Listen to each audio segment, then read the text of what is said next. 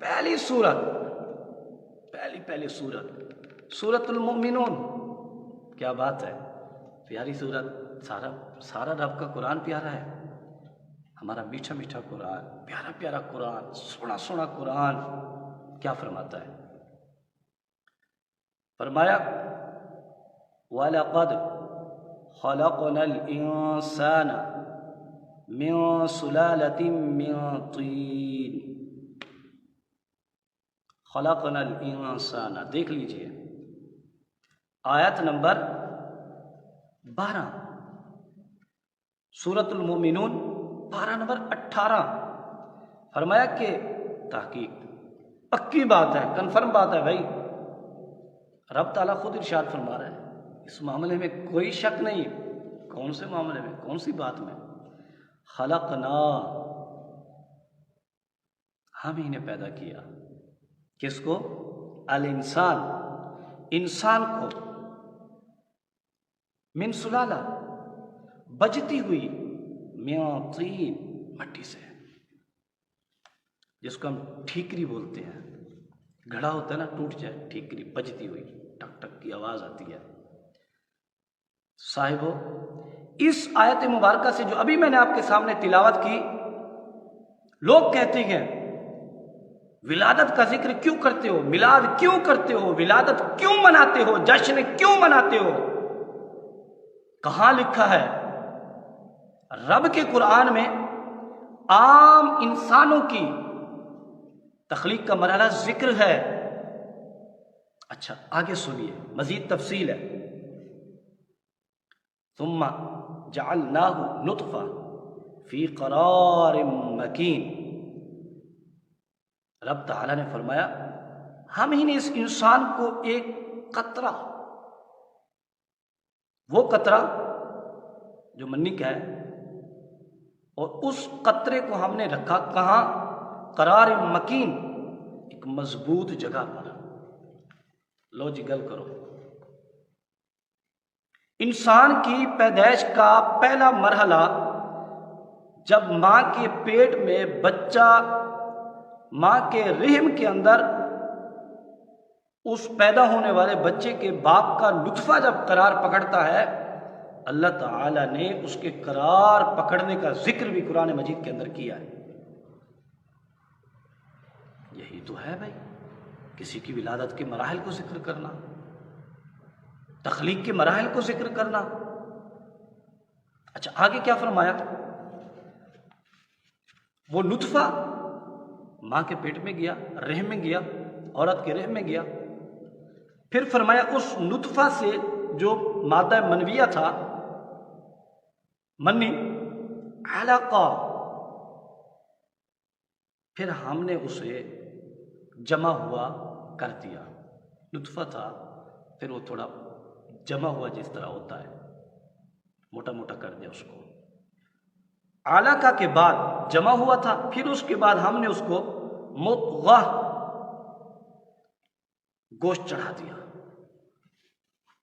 جس طرح پہلے یوں سمجھ لیں، نطفہ کے بعد جس طرح ایک وہ گوشت کی بوٹی ہوتی ہے جس کو چبایا جاتا ہے ہڈی کے بغیر، جس کے ہڈی کے بغیر جو ہوتی ہے، جیسے کلیجی، نرم گوشت، فرمایا نطفہ کے بعد پھر ہم نے اس کو نرم گوشت بنایا، جمع ہوا، یا یوں سمجھ لیں کہ جس طرح خون جم جاتا ہے، تھوڑا گاڑھا گاڑھا ہو جاتا ہے۔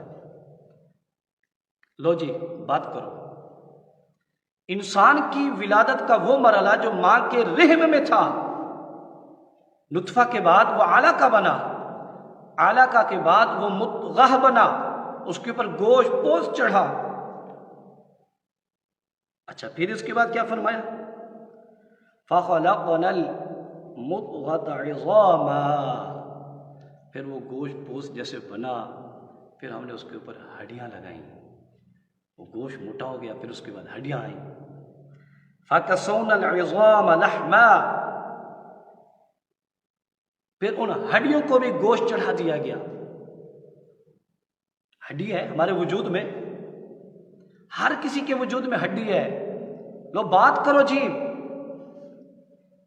نبی کریم صلی اللہ علیہ وسلم کی صورت، آقا کی ولادت، نبی کریم صلی اللہ علیہ وسلم کی پیدائش کے ذکر سے وسوسے ڈالنے والوں کو دعوت فکر ہے۔ ایک انسان جب ماں کے رحم کے اندر اس مرحلہ پر پہنچتا ہے کہ پہلے گوشت جمع ہوا بنا، پھر گوشت بنا، گوشت کے بعد ہڈی، ہڈی کے اوپر پھر گوشت چڑھا، رب نے انسان کی اس تخلیق کے مرحلہ کو بھی ذکر فرمایا ہے۔ پتہ چلتا ہے انسان کے وجود کا ذکر کرنا، گوشت کا ذکر کرنا، ہڈیوں کا ذکر کرنا، اس کا ماں کے پیٹ میں آنا، یہ کوئی بدعت نہیں، یہ رب کے قرآن کا طریقہ ہے۔ پتہ نہیں ان لوگوں کو کیوں نہیں سمجھ آتی یار۔ اچھا آگے کیا فرمایا؟ ثم انشأناه خلقا آخر، پھر ہم نے اس کو پیدائش کے مرحلے سے گزارا۔ یہ مفہوماً ترجمہ کر رہا ہوں۔ ہڈیاں تھیں، گوشت پھر چڑھا، پھر اس کے بعد کیا کیا؟ پیدائش کا مرحلہ آیا، پھر وہ بندہ پیدا ہو گیا، بچے کی ولادت ہو گئی۔ ثم انشأناه خلقا آخر، پھر پیدا کیا ہم نے اس کو پیدائش کے مرحلے میں، پھر وہی نطفہ جو علقہ بنا، علقہ سے مدغہ بنا، مدغہ کے بعد اس کے اوپر عظام آیا، عظام کے بعد لحم آیا، لحم کے بعد خلق آیا، پھر اس کو پیدا کیا گیا، پیدائش کی گئی۔ لو جی، ہر ایک انسان کی تخلیق ایسے ہے، آپ کی اور میری، امی جی، ابو جی، دادا جی، نانا جی، تایا جی، یہ جتنے بھی وسوسے ڈالتے ہیں، اسی سے پوچھو بابا تیری ولادت کا کوئی ذکر قرآن میں ہے؟ قرآن پڑھ تو صحیح۔ بات یہ ہے کہ عقل ان کے پاس ایسی ہو تو جہاں قرآن ہے، کیونکہ قرآن نور ہے، ان کی عقلوں کے اندر اندھیرا ہے۔ نور کبھی اندھیرے میں نہیں آتا، نور آئے تو اندھیرا چلا جاتا ہے، جہاں اندھیرا ہی اندھیرا وہاں نور کیسے آئے گا؟ اچھا رب تعالیٰ نے کیا فرمایا؟ فَتَبَارَكَ اللَّهُ أَحْسَنُ الْخَالِقِينَ، بس بہت برکت والا ہے کون؟ اللہ، وہی اللہ احسن الخالقین، سب سے بہترین پیدا کرنے والا ہے۔ اللہ احسن الخالقین ہے، سب سے بہترین پیدا کرنے والا اللہ ہے۔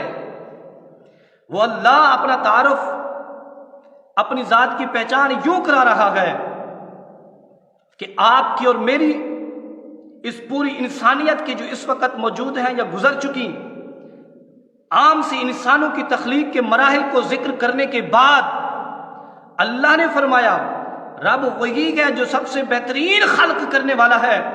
تو پھر سنو کہ آپ کی تخلیق کے مراحل کو ذکر کر کے اللہ کی ذات کا تعارف کرایا جا سکتا ہے، رب کا خلق بتایا جا سکتا ہے کہ اللہ وہ ہے جس نے زید کو پیدا کیا، عمر، بکر، خالد آپ کو اور مجھے پیدا کیا۔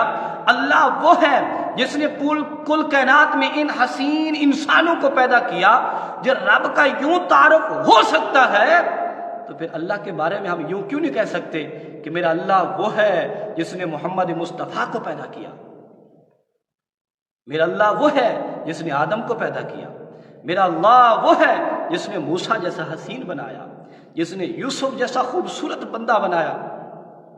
میرے بھائیوں، فتبارک اللہ احسن الخالقین، یہ لفظ دعوت فکر دے رہے ہیں کہ جب تم اللہ کی ذات کی معرفت حاصل کرنا چاہو، رب تعالیٰ کی صفات اوصاف سننا یا بتانا چاہو، تو پھر دیکھو اللہ نے ایک نطفہ سے، مادہ منویہ سے کتنا شاہکار بڑا بنایا۔ اور سورہ بطین کے اندر پتہ ہے کیا فرمایا؟ لَقَدْ خَلَقْنَا الْإِنسَانَ فِي أَحْسَنِ تَقْوِيمٍ، کتنا شاہکار حسین بنایا۔ وہ رب اپنی ذات کا تعارف کرانے کے لیے انسان کے تخلیق کے مراحل کو بتایا۔ دیکھو تو صحیح، نطفہ سے علقہ بنایا، علقہ سے مدغہ بنایا، مدغہ سے پھر کیا بنایا؟ عظام بنایا، پھر عظام کے اوپر لحم چڑھایا۔ فتبارک اللہ احسن الخالقین۔ یار بات سیدھی سادھی یہ ہے، اور گل کرا بات یہ ہے کہ آپ ایک بندہ حسین و جمیل عالم دین دیکھو، وہاں کہو یا اللہ کتنا خوبصورت تو نے یہ بندہ بنایا ہے۔ اللہ وہ ہے جس نے یہ خوبصورت بنایا، اللہ وہ ہے جس نے آپ کو خوبصورت بنایا۔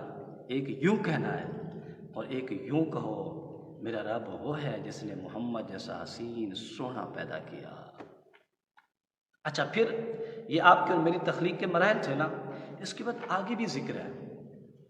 یہ تو میں نے ابھی ایک دو آیتیں پڑھی ہیں نا، ابھی تو میرے بھائیوں بہت ساری آیات ہیں۔ ہمارے ساتھ جڑے رہیے، میں یہاں پھر آپ کو دعوت دوں گا، ہمارا پیج زیادہ سے زیادہ شیئر بھی کریں اور اپنے کویسچن، اپنے سوالات ہمیں بھیجیں۔ ہم انشاءاللہ آپ کے سوالوں کا جواب بھی دیں گے اور قرآن و سنت سے دیں گے، اور آپ کو انشاءاللہ مطمئن کریں گے۔